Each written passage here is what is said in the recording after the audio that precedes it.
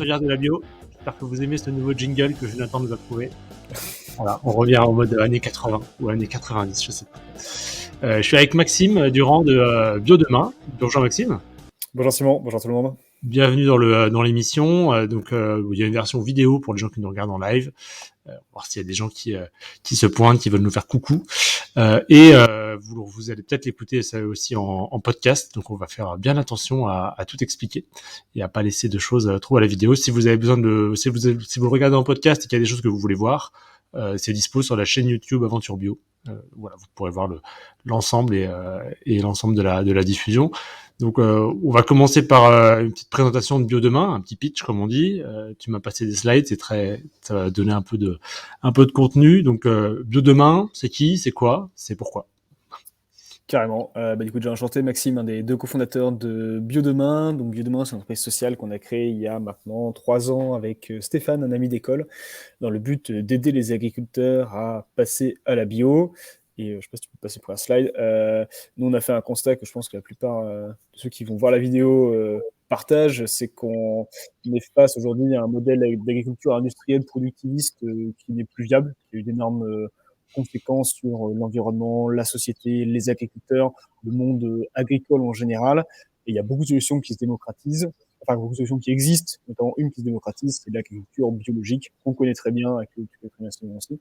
Un modèle qui a de nombreux avantages, tant sociétaux qu'environnementaux, et même au niveau du modèle économique, qui est bien meilleur pour l'agriculteur et le monde agricole en général. Malheureusement, passer en bio, c'est compliqué. Je sais pas si tu peux passer la slide. On en parle beaucoup, mais ça reste quand même qu'un peu moins de 10% des terres françaises qui sont cultivées en bio. Finalement, c'est très peu pour un modèle aussi durable. La raison, elle est relativement simple. Passer au bio, c'est compliqué. Ça représente 2 à 3 ans de ce qu'on appelle la conversion biologique. 3 ans durant lesquels l'agriculteur va devoir cultiver en bio, avec toutes les contraintes que ça représente. Donc, chute de rendement, hausse du coût des matières premières, hausse du coût de la main-d'œuvre, investissement. Et pour autant, pendant 3 ans, pas encore le label bio, et donc forcément pas possibilité de vendre ces produits au prix du bio. Donc 3 ans qui sont compliqués. Nous, chez Biodemain, on est convaincu que c'est pas à l'agriculteur de faire seul cette démarche. On trouve ça choquant que dans le contexte écologique actuel, des agriculteurs galèrent à aller vers un modèle plus durable. On est convaincu que c'est tous ensemble qu'on doit accompagner le monde agricole vers une agriculture plus durable, une agriculture bio. Et donc c'est pour ça qu'on a créé Biodemain, dans l'idée je sais pas si tu veux passer, dans l'idée de rémunérer justement les producteurs durant cette période compliquée de conversion biologique. Notre rôle, c'est d'aller voir les agriculteurs en conversion, leur acheter leurs produits à un prix juste et ensuite de les valoriser auprès du consommateur final, finalement, en expliquant très simplement que, ok, ce produit, il n'est pas encore bio, mais que l'agriculteur, il s'engage, il cultive déjà en bio, il fait ça pour un monde meilleur et c'est important de l'accompagner dès aujourd'hui.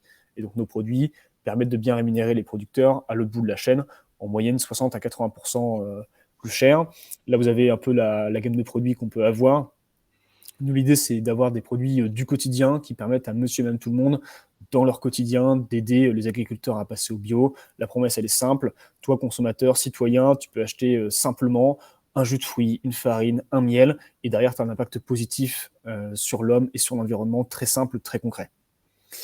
Concrètement, je ne sais pas si tu peux... nous, on a accompagné 150 producteurs en 2021. C'est notre deuxième vraie activité. L'année dernière, l'année avant, 2020, on a accompagné 30 producteurs. On espère cette année pouvoir accompagner un peu plus de 600 agriculteurs. Donc voilà, une belle croissance, beaucoup de producteurs à accompagner. On a à peu près 5000 en France chaque année qui se convertissent, donc on est encore loin d'accompagner tout le monde. Mais en tout cas, on essaye beaucoup de choses. On est distribué donc en magasin bio, ça je ne l'ai pas forcément dit. On est présent notamment chez Sobio, Bio C'est Bon, Naturéo, Les Nouveaux Robinson, BBG, pas mal aussi d'indépendants. Voilà ce que je peux dire un petit peu sur nous. Cool. Merci. Et donc, du coup, vous avez fait ça en sortie d'école vous étiez, est-ce que moi, on se parle depuis 2-3 ans, je crois que vous étiez vraiment au Ouais, tout depuis début. le début, ouais. Nous, du coup, on a démarré en septembre 2018. En tout cas, sur l'idée, en fait, c'est mon grand-oncle André, qui était agriculteur en Bretagne, qui a voulu passer en bio, mais qui n'a pas réussi. Et c'est là, en fait, que l'aventure vient. Donc, on était étudiants à l'époque avec Stéphane, on a démarré sur les marchés. C'est comme ça qu'on a vendu nos premiers produits bio de main, qui étaient des fruits et légumes à l'époque. Et petit à petit, on est passé sur le modèle marque et nos premiers produits sont arrivés en magasin en septembre 2019, à peu près un an après le lancement du projet. Déjà sous la forme que j'ai montré, hein, ce produit n'est pas encore bio. Choisir bio demain, soutenir les agriculteurs qui passent à la bio. Et c'est vraiment finalement le message assez simple qu'on donne aux consommateurs. Moi, ce que j'ai adoré quand je vous ai rencontré, en fait, alors c'est les produits sont sur Aventure Bio si vous êtes magasin et que vous voulez tester un petit assortiment, voilà, et on vous mettra le lien L'instant aussi. pub. Voilà, l'instant, quand même, on est là pour ça, non? Et moi, ce que j'avais adoré, c'était le marketing hyper simple, hyper concret. Moi, ça me fait penser à C'est qui le patron. Je pense que vous avez aussi, enfin, la marque du consommateur qu'on peut voir en grande distrie, cette idée d'avoir des packaging qui sont là pour raconter une histoire de la manière la plus simple possible, parce que finalement, c'est simple comme 1 + 2, quoi. Enfin, c'est vraiment, il y a une période difficile. Le produit, bah, il est déjà meilleur, mais la réglementation fait qu'on peut pas dire tout de suite qu'il est bio parce que la question de la conversion, ce qu'il y a derrière, c'est l'idée de que les sols, enfin, en gros, les pratiques agricoles anciennes, elles doivent un peu disparaître du sol. Il faut laisser quelques années selon la culture pour que les intrants qui ont été mis s'écoulent à peu près. Alors il y a plein de cas, mais en effet c'est hyper compliqué. Et c'est en fait en gros il faut enfin nous on se frotte un peu à l'agriculture sur Aventure Bio et du coup on a un peu cette vision là, mais faut imaginer qu'un agriculteur qui passe en bio, il prend un modèle qui fonctionne, enfin, il prend un modèle conventionnel qui fonctionnait dans certains cas quand même, parce qu'il y a quand même des agriculteurs conventionnels qui arrivent à avoir des modèles qui fonctionnent. En gros, il le jette à la poubelle et il recommence à nouveau avec une nouvelle méthode de culture, une nouvelle commercialisation, des nouveaux circuits. Et c'est un saut dans l'inconnu de ouf. Et du coup, c'est hyper bien ce que vous faites d'être un partenaire pour cette phase-là, quoi. Bon, on essaie en tout cas. En tout cas, oui, une transition qui n'est pas évidente. Et aujourd'hui, c'est la plupart du temps les agriculteurs qui portent seuls la transition. Donc, c'est vraiment l'idée de partager ça avec tous les citoyens et aussi les distributeurs qui veulent s'engager à leur côté. Ouais. Et nous, on a l'impression, à notre petit niveau de gens qui travaillent dans la bio, que tout le monde est bio. Alors déjà, c'est peu de terres agricoles, mais il faut avoir une vision de terrain aussi. Sur le terrain, quand un agriculteur ou une agricultrice passe au bio, c'est très peu probable que dans sa ville, dans son village, dans sa zone, il y en ait d'autres autour. Et du coup, il y a un côté, un peu solitude. Je pense que on l'entend aussi dans les conversions. Les institutions ou les groupements, les chambres d'agriculture qui accompagnent les agriculteurs, bah, la bio est toujours minoritaire dedans, voire très minoritaire, voire marginalisée. Donc il y a toute cette partie, on va dire, d'accompagnement humain, relationnel, de compétences qui est aussi pas. Enfin, c'est aussi une autre difficulté qu'on peut avoir quand un agriculteur installé veut changer sa pratique, quoi. Donc, est-ce que vous avez quelque chose, vous, des réflexions là-dessus, sur la partie agronomique, ou vous êtes vraiment sur la partie commercialisation pour l'instant, la partie... Alors, Biodemain, nous, directement, on est uniquement sur la partie commercialisation. Donc, on résout vraiment le problème de la valorisation du prix de vente pendant la conversion. Par contre, on fait beaucoup de mise en relation vers des partenaires, tant des coopératives que des GAB, des groupements d'agriculteurs bio, que des chambres d'agriculture. Donc, on essaie vraiment de rediriger les producteurs vers les personnes qui peuvent bien répondre à leurs besoins. Nous, on n'a pas de compétences agronomiques en interne, c'est pas notre rôle. Et les organismes étatiques qui font ça, même privés d'ailleurs, qui font ça très très bien. Donc, on a plutôt tendance à rediriger vers les bons experts au bon moment. Ouais, vous n'avez pas encore une communauté bio demain de productrices et de producteurs. Alors, on les met en relation les uns entre les autres, mais Ouais, on n'a pas créé encore de Facebook de ça va l'agriculture venir. durable. Ça, on y croit. Il y a encore du boulot. Une boucle WhatsApp, ça va être canon. Top. Et donc du coup, nous on a vu, enfin, on est toujours hyper content quand on connaît. Enfin, je pense que ça vous fait tout ça. Quand on connaît une marque ou on connaît un groupe ou je sais pas qui était pas connu et qui devient connu, bah on est content. On se dit, hey, je l'avais. On les connaît depuis un peu de temps. Et on voit ses potes passer à la télé. Donc là, vous êtes passé à la télé dans le graal de la startup nation, un petit peu qui va être mon Ouais. associé, l'émission star. Et en vrai, même si on peut avoir quelques avis, en fait, on est hyper content pour vous et on est hyper content que ça dépote. Ça a changé quoi pour vous? Ça se passe comment? Comment vous gérez la latente entre le moment où vous passez et le moment où c'est diffusé? Parce qu'il y a une attente hyper longue. Bah, il y a eu un an, ouais, quasiment. Ouais. Un an, j'imagine. Du coup, nous, on a fait l'émission, on a été sollicité pour faire l'émission. On s'est dit que c'était une très belle opportunité de finalement être visible auprès de millions de Français sans débourser énormément, parce qu'on n'a pas un budget comme nous qui nous permet de faire ça en temps normal. Donc c'est vrai que c'était une super opportunité, très très intéressant. On n'y allait pas forcément pour lever de l'argent. On venait de faire une levée de fonds participative auprès de quelques 200 citoyens, donc on n'avait pas besoin d'argent au moment où on allait sur le plateau. On C'était était sur vraiment là l'ITA, la pour... levée de fonds? Ouais, Non. tout à fait. Tout à fait. Coucou. Et du coup, ouais, très belle opportunité. C'était 2 jours de tournage. Ça paraît pas, hein, c'est 15 minutes sur la télé, mais 2 jours de tournage. Une journée à Lille et une journée là-bas sur le plateau. Petite pression parce que tu es filmé et tu as un micro en continu pendant 2 jours. Donc, dès que tu dis une connerie, bah, tu passes direct. Ouais. La seule connerie que j'ai dite, elle est passée directement dans l'émission. C'était le forcé honneur avec Stéphane avant d'entrer sur le plateau. Sinon, ouais, pendant un an, donc tu sais pas trop ce qui va passer, parce qu'il y a énormément de startups qui sont coupées au montage. Ça, c'est pas dit, Ah mais ouais. j'ai entendu les chiffres de 60 startups qui ont tourné, et je crois qu'il y en a une trentaine qui sont réellement passées. Ah la Euh, vache. je sais pas si les chiffres réels, mais en tout cas, on a des copains nous qui se sont fait couper. Donc, tu as la petite pression de dire est-ce que tu as fait tout ça pour rien ou pas. Et ils ne donnent pas Ah du tout ouais, les c'est dates vrai. de passage. On a su nos dates de passage 3 semaines à l'avance. Et du coup, en 3 semaines, tu dois prévoir ton plan de com. Tu sais même pas ce qui va sortir. Tu sais pas du tout si ça va être bien pour toi ou pas. Parce que comme ils ont fini pendant 2 jours, ils peuvent dire un peu ce qu'ils veulent sur l'entreprise, hein. Nous, en l'occurrence, on a été les petits jeunes qui font une boîte sociale super sympa, mais il y en a qui ont été allumés sur d'autres façons qui sont pas très positives. Donc ouais, c'est une petite pression quand même.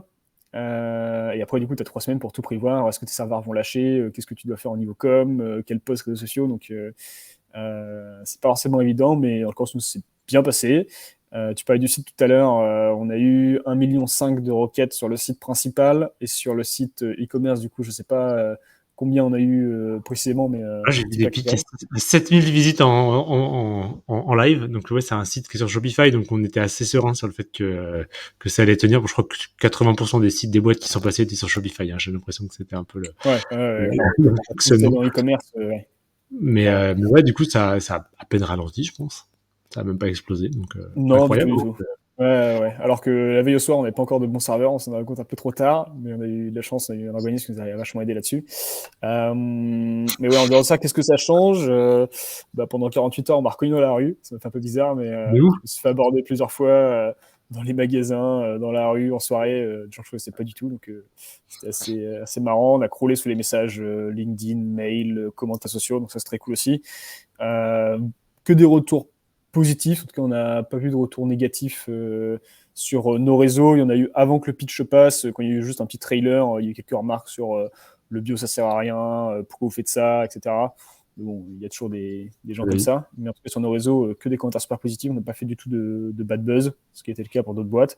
Non, très content. C'était une belle visibilité et on voit les retours en magasin déjà, parce qu'on a fait une augmentation de 30-40% dans le chiffre d'affaires Ah ouais, en moyenne sur en magasin. Biodemain et uniquement sur les magasins qui étaient déjà présents qui ont vu Ouais. ça en augmentation.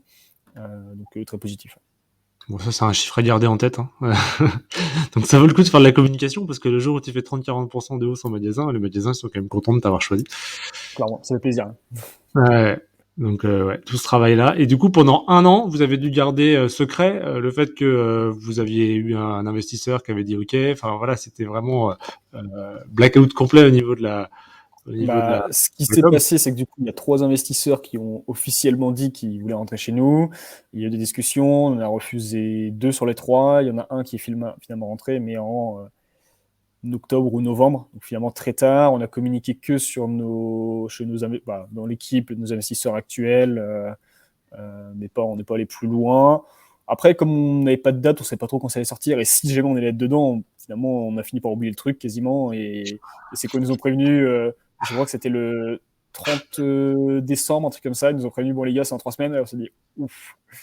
Et là, c'était un peu petite pression, mais on a quand même réussi à garder ça relativement secret. Ouais. Ok, ok.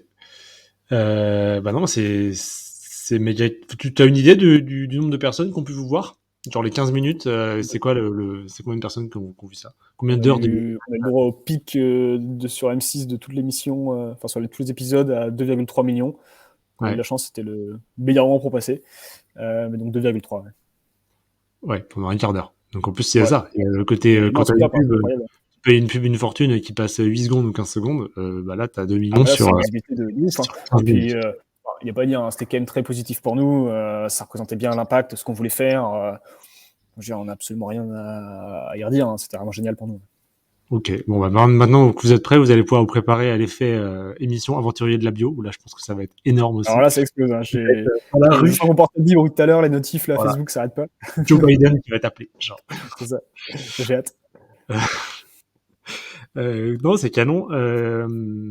Et du coup, il faut bien garder en tête ce truc-là de dire, bah en fait, tu fais tous ces efforts-là et peut-être que tu peux te faire couper au montage et passer. Enfin, soit t'as 500 000 heures de visibilité, j'ai fait le calcul, soit t'as zéro. Et en fait, c'est genre horrible, mais c'est le jeu de l'entrepreneur. Et il y a encore pire que ça, c'est que si tu te fais allumer en direct, il y a des boîtes, ça leur fait la très mauvaise pub. Tu crois? Tu te fais allumer Enfin, ça te fait connaître, donc bon, un buzz est toujours un buzz, mais quand c'est un bad buzz, c'est pas génial à très long terme, je pense. Tu préfères te faire couper ou avoir un bad buzz? Moi, je pense que je préfère, sur une marque comme nous, je préfère être coupé. Parce que imaginons que, je sais pas, on lâche une énormité sur le fait que, parce qu'il y en a des boîtes, c'est ça, enfin, elles mettent des belles valeurs et tout, finalement derrière c'est un petit peu creux, puis elles parlent de marges qui sont effroyables, tu te dis, mais attends, mais comment ils font ça, ou finalement ils se rendent compte en creusant un peu que niveau valeur c'est moyen. J'imagine, si c'était pur marketing, il faut mieux pas que ça se sache. Donc, ouais. Et sur la partie actionnaire, du coup, vous avez donc Anthony Bourbon qui a investi chez vous, si on retient ce que vous avez communiqué. Vous en avez d'autres aussi, des actionnaires. Ça change quoi d'avoir des investisseurs dans la boîte? Ça prend du temps, c'est pénible, c'est cool. Ils ont le temps, est-ce qu'ils y passent du temps ou est-ce qu'ils ont tellement de participation qu'en vérité, ils t'appellent une fois tous les 3 mois et c'est intéressant, mais voilà, faut tracer ta route sans eux. Pour t'expliquer, il faut d'abord partir de pourquoi on a levé des fonds. Nous, on est sur un modèle de distribution où on a besoin de volume pour être rentable, pour économiser sur les étiquettes, sur les frais de transport, sur la transformation. Il y a vraiment de coûts, nous, qui s'écrasent avec le volume. Et donc, on a vraiment besoin de volume pour arriver à une certaine rentabilité. On a commencé, on faisait... on perdait de l'argent sur chaque produit. On faisait moins 20, moins 30% de marge, ce qui n'était pas très bon. Petit à petit, on a pu écraser des coûts en augmentant les volumes. On est passé à 0%. Aujourd'hui, on est aux alentours de 15%, ce qui ne permet pas encore à la boîte d'être rentable. Donc, on avait un enjeu de faire plus de volume pour arriver à la rentabilité et accompagner plus d'agriculteurs. Donc, c'est ça qu'on a levé des fonds pour pouvoir investir maintenant et arriver à ce volume minimal pour la rentabilité. Donc, on a vu auprès notamment de fonds impact, de Business Angel Impact. Donc, c'est des personnes qui investissent, certes, pour avoir une entreprise qui atteint une rentabilité et qui permet de générer de la valeur, mais aussi qui génère de la valeur en impact sociétal et environnemental. Donc, on a vraiment des gens au bord de nous qui sont très concernés par ces sujets-là. Donc, ça reste dans nos valeurs, c'est intéressant, dans le sens où on n'a pas de conflit sur la vision de la boîte, sur la manière dont on veut la mener. L'aventure est une aventure sociale, ça le restera toujours. Et ça, c'est clair qu'on a des bons investisseurs pour ça. À côté, nous, on a choisi le format d'un board tous les 2 mois. Donc, dedans, on a 3 représentants de fonds et 2 business angels et une entreprise sociale qui ont investi chez nous. Donc, ça nous permet d'avoir un panel en fait, de personnes expertes du sujet sur différentes thématiques et qui, comme ça, nous accompagnent très bien. Donc, non, c'est très intéressant. Et ce qui est d'autant plus intéressant, c'est finalement, certes, le board, mais derrière toutes les mises en relation qui peuvent être faites, tous les petits conseils, les one-to-one que tu peux avoir avec les différents investisseurs. Donc, nous, on est très contents de tout ça. Et après, une grosse partie, comme de nos investisseurs, c'est des citoyens. Et donc, on a quelques 230 citoyens, agriculteurs et consommateurs qui ont mis au capital. Donc, ça aussi, c'est quand même génial de pouvoir se dire qu'on compte sur une certaine population qui croit au projet et a envie de nous accompagner, de nous pousser plus loin. Ah, c'est ouf. Et du coup, eux, vous avez quel lien avec eux? Vous leur donnez des nouvelles, vous leur faites un petit rapport tous les combien de temps? Ça se passe comment? Ouais, on a une grosse visio avec eux tous les 6 mois, où là, on prend une durée indéfinie, où on présente les grands résultats, les grands points, on va dire, ce qui s'est passé. Et après, tous les 2 mois, on a une petite newsletter qui part avec les différentes infos.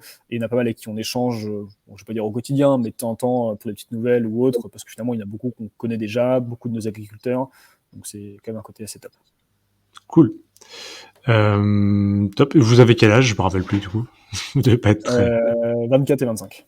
Ouais. Du coup, ça aide aussi, j'imagine, Enfin, ils doivent vous voir aussi comme des gens qui ont beaucoup de potentiel, enfin vos investisseurs, et se dire ok, ils sont peut-être un peu plus, on va dire, prévenants, et ils ont peut-être en tête cette idée de vous faire progresser parce que vous êtes super jeune et déjà hyper compétent, et du coup ils doivent se dire bon, de ouf, si vous progressez encore comme ça pendant 5 ou 10 ans, ça va être, ça va être hyper Hmm. intéressant.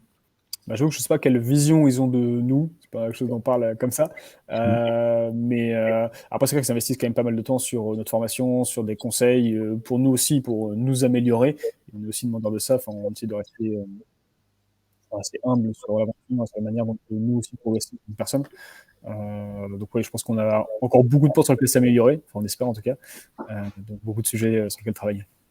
Cool. Et est-ce que s'il y a des gens qui veulent devenir investisseurs, vous avez un truc qui est prévu bientôt là pour rentrer des nouveaux citoyens investisseurs? Ou Pas est-ce que tout de suite, mais ça pourrait arriver dans les prochains mois. ok, bah, du coup suivez Bio demain. Hein. Et autre question, on me la pose souvent, si il y a des gens aussi qui aimeraient bien participer à l'aventure, vous avez des postes, des recrutements ouverts en ce moment ou Ouais, on a pas mal de choses, notamment au niveau commercial. On recrute pas mal en ce moment en stage, mais il y a une autre vague qui va arriver très bientôt sur différents chefs de secteur à travers la France. En communication et logistique, on va rouvrir des postes aussi. Nous, Ok, on est basé à Lille et on recrute au niveau commercial un peu partout en France. cool. Du coup, mettra votre lien, c'est biodemain. Le .fr. site. J'imagine qu'il y a une section carrière, on recrute, n'hésitez pas à Tout aller à faire fait. un tour. Biodemain.fr, cool. Un dernier point vraiment qui me paraît hyper intéressant et qui va intéresser plein de monde, de gens qui ont des marques bio, des gens qui ont des magasins bio, voilà, qui travaillent dans la bio de manière générale. Vous avez lancé une marque à destination du circuit GMS. Vous avez respecté les codes du secteur, c'est-à-dire faire une marque à un autre nom, même si c'est la même équipe derrière et c'est le même engagement finalement, c'est les mêmes agriculteurs et voilà. Est-ce que tu peux nous en parler? Comment l'idée vous est venue et qu'est-ce que ça implique comme taf spécifique, comme complexité de projet? Tout à fait. Euh, En fait, tout est parti du moment où on a commencé à avoir un certain nombre de magasins. Je pense qu'on avait à peu près 80-90 magasins partenaires où on avait les stades de vente et on pouvait un peu se projeter à long terme. Imaginez, OK, si on fait ça sur tout le marché bio, combien d'agriculteurs on accompagne, quel chiffre d'affaires on fait et qu'est-ce que ça donne? Et on s'est rendu compte qu'on n'était pas du tout capable d'accompagner l'ensemble des agriculteurs français dans la bio, enfin dans la conversion vers l'agriculture biologique. Et à ce moment-là, on s'est dit que c'était quand même vraiment dommage qu'on puisse pas accompagner tous les producteurs, alors qu'il y avait un gros potentiel sur un autre réseau. Donc on a fait le choix de lancer une deuxième marque, donc transition en grande distribution, en adaptant aussi l'image de marque. C'était un public qui était différent. Donc Bio Demain, on est vraiment sur la marque Orange, pas encore bio, dans les magasins bio, tout est vert. Enfin, ça tranche, ça se voit. On a un message qui est simple. Et un message qui est compréhensible facilement aussi par un public qui est engagé, averti. Donc on a vraiment de demain cette communication-là en magasin bio. Et côté grande distribution, on a fait le choix de lancer une marque un peu plus, je vais te montrer, mais super-héros agriculteur. Donc une image de marque finalement qui plaît un peu à tout le monde, aux jeunes, aux familles, aux enfants, vraiment finalement au grand public. Avec un message très orienté agriculture durable, aider les agriculteurs, rémunération juste, des choses vraiment qui sont très simples. Au niveau des produits, on a différencié aussi. Côté bio demain, on va de plus en plus sur des petites filières, notamment l'huile d'olive, le quinoa, des filières super qualitatives, des produits vraiment d'exception, notamment au niveau français où on ne produit pas beaucoup de filières comme ça. Donc on différencie les produits comme ça. Côté bio demain, du coup, vraiment la partie petite filière. Côté transition, on reste sur des grosses filières, on a du volume, on a besoin d'accompagner beaucoup de producteurs. On fait des recettes aussi plus consensuelles. Notamment, je prends l'exemple de nos soupes. Côté transition, on fait du velouté. Côté bio demain, on fait plutôt de la soupe plus simple, plus naturelle pour toucher le public aussi qui souhaite avoir cette typologie de produit. Donc voilà comment on a différencié un peu nos deux marques. En termes de charge de travail, c'est important la création. Tu repars de zéro au niveau de transition. Par contre, l'avantage de la grande distribution, c'est que tu peux vite atteindre un volume très important. Les portes s'ouvrent assez vite. Tandis que pour la bio, sur la conversion, c'était un peu plus compliqué, nous, au début. On a passé beaucoup de temps quand même à convaincre du bien fondé de la conversion. Aujourd'hui, ça y est, on a réussi à faire nos preuves, on s'est installé. On montre tous les jours que oui, les consommateurs bio spécialisés adorent la conversion et ont envie de s'engager aux côtés des agriculteurs. Donc ça, c'est quand même un bon point, mais c'était un peu long. Côté transition, en 6 mois, on a réussi à avoir déjà un chiffre d'affaires assez important, parce que la marque est très jeune, et pourtant c'est allé assez vite. On a déjà une belle distribution, on accompagne beaucoup de producteurs, donc on est très content de l'impact que ça a. De ouf. Et du coup, vous avez une nouvelle équipe commerciale, vous avez fait appel à des spécialistes du secteur. Pas du tout, je décrochais mon téléphone, j'envoyais des LinkedIn, et c'était comme ça. Voilà, c'est comme ça le business en 2022. Non, j'ai pas fait compliqué. Comment t'avais le numéro de téléphone de Super U et de Auchan, toi? Oh non, vous êtes dans le Nord, C'était c'est bon. des contacts de contacts. À chaque fois, tu sais, tu tentes, tu te dis, ah bah machin connaît truc qui est chez Auchan, donc on tente, on appelle et on voit si Et ça donne. l'idée, elle est reçue direct et elle plaît direct. Ça dépend, hein, il y en a chez qui on n'est pas présent, alors que j'ai essayé, donc je dirais pas que ça plaît Oui, à tout le oui. monde du premier coup, mais par exemple, tu vois, on a reçu les engagements de belles chaînes de distribution qui nous ont aidés dès le début, qui nous ont fait confiance. Et donc oui, ça c'est top, tu vois. C'est clair que c'est pour eux. Finalement, bon, ils se font chier quand même sur un travail pour nous référencer. Ils ont totalement confiance sur le fait qu'on va réussir, et c'est super agréable d'avoir ça. Ouais. Ouais. Donc du coup, note pour les autres enfin pour nous autres qui faisons du commercial, nous aussi. Hein. Si t'as une bonne idée, que t'as un bon fit marché, bah ça répond quoi. Plutôt. Ouais, ouais. Et ça fait, c'est automatisé, ça fait du volume assez rapidement, donc il y a quand même un côté facilité qui est quand même pas mal. Vous arrivez à faire la montée en charge au niveau logistique, tout ça? J'imagine que c'est pas. Ouais, on avait pas mal anticipé niveau logistique, on est quand même assez rodé. C'est Stéphane, mon associé, qui gère ça, et on l'a bien préparé. Niveau producteur, pareil, on a eu une seule rupture sur nos 24 références avec la montée en charge tant bio demain que transition. Une seule rupture qui est due à des problèmes plus agricoles que de notre côté. Donc finalement, on a bien relativement bien géré le truc. Enfin, je suis pas bien content de ce qu'on a fait. Allez, tranquille. Bon voilà, donc si comme moi, vous essayez de faire du business depuis quelques années, voilà, vous voyez des gens qui arrivent et qui arrivent rapidement, facilement. Oui, oui, alors transition, c'était beaucoup plus simple que Biodemain. Biodemain, on a quand même galéré, bien galéré au début. Parce que on a fait une montée en puissance qui s'est faite à partir de juin sur Biodemain, alors que ça faisait 1 an et demi qu'on était présent en magasin bio. Je pense que le Covid n'a pas aidé, et le côté conversion biologique, je pense, faisait peur au début, et maintenant qu'on a la confiance de quelques enseignes, ça va beaucoup mieux pour aller chercher celles chez qui on n'est pas encore présent. Ouais, ok. Donc voilà, si nous regarde, n'hésitez pas, c'est le moment ou jamais. Voilà, on est présent. C'est quoi le futur là pour Bio demain? Vous avez des choses à annoncer, vous avez des choses dans les cartons, des choses qui sont en train d'être lancées. Bah, il y a beaucoup de nouveaux produits qui vont arriver. Notre but, c'est d'accompagner plus de filières, notamment l'huile d'olive. Là, elle arrive en gros volume, ce qui nous permet d'accompagner pas mal de producteurs. C'est une filière qui est assez naissante en France, donc on essaie de bien la travailler. On a voilà, différentes choses sur les légumineuses, le vin, où il y a un gros besoin qui devrait arriver bientôt. On a aussi on a dupliqué Bio Demain en Belgique. On a donc 4 petits produits en français et flamand qui sont arrivés. Du coup, on accompagne 7 producteurs en Belgique là, depuis quelques semaines, avec des très bons Trop bien. résultats. On est très content de ça. On avait la demande depuis quasiment le début, parce qu'on est à Lille, donc la Belgique, c'est la porte à côté. Et on avait la demande depuis le début, donc là, on a enfin réussi à lancer ça. Et après, l'enjeu, il va être sur comment continuer à accompagner l'agriculture durable encore plus loin. On a aujourd'hui 2 marques qui accompagnent vers la conversion biologique, enfin, vers du coup, l'agriculture biologique en passant par la conversion. C'est très bien, mais on est convaincu que l'agriculture bio, en tout cas le label simple, c'est une étape, mais c'est pas la dernière. Et donc on réfléchit beaucoup à qu'est-ce que sera finalement la suite. Est-ce qu'on ira vers des labels comme Déméter? Est-ce qu'on ira vers de l'agroécologie? Donc là, c'est une grosse réflexion qu'on a aujourd'hui sur ok, notre rôle, nous, c'est de créer des marques qui accompagnent l'agriculture durable.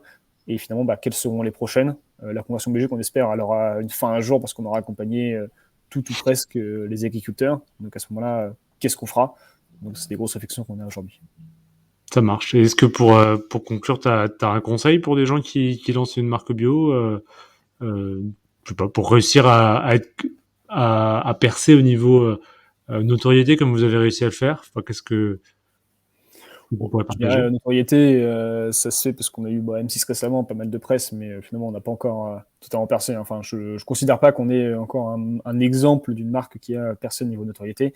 Après, je pense que pour démarrer une marque bio, ce qui est vachement important, c'est marque bio ou même n'importe quelle marque, hein, c'est de tester, tester directement sur les marchés, en magasin, si on a l'opportunité, mais vraiment voir si ça plaît réellement et s'il y a bien quelque chose qui fait vibrer le consommateur et le magasin aussi, parce que pour le coup, il y a quand même deux personnes à les convaincre. Je pense que c'est le principal conseil. C'est vraiment tester, améliorer, retester jusqu'à ce qu'il y ait vraiment un certain fit avec le consommateur et avec le magasin. Cool. Bon, merci pour le conseil. Donc Maxime, Bio Demain, merci pour tous ces conseils. N'hésitez pas à vous abonner à la chaîne ou aux plateformes de diffusion sur lesquelles on met ce contenu. À bientôt, du coup, pour des prochaines Carrément, aventures. des passions. Salut. Allez, salut.